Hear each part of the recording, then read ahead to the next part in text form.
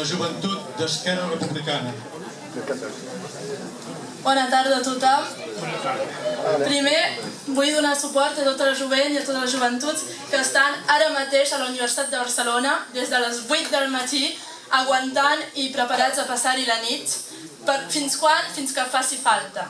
A partir d'aquí no m'allargaré gaire perquè tots nosaltres hem vist moltes i moltes imatges i les imatges valen més que 1000 paraules. Però el jovent, avui en dia, hem d'ocupar tots els espais. Hem d'ocupar tots els espais per donar la nostra, per dir la nostra i sobretot per defensar això que ens estan robant cada dia a l'estat espanyol. Aquestes llibertats que estan atacant. La llibertat de premsa, la llibertat de correspondència, la llibertat d'expressió, la llibertat d'opinió, i podria estar així moltes hores.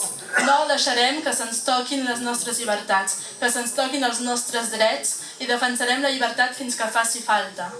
Recordem que la llibertat es cuida i la llibertat no es maltracta.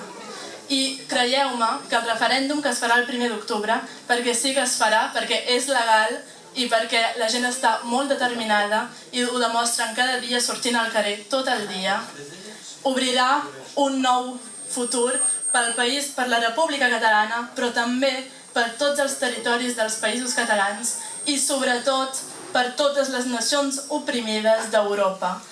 Tots aquests territoris podran potser fer com Catalunya i decidir un nou futur, uns processos potser d'autonomia i sobretot poder defensar amb tota legitimitat el dret a decidir.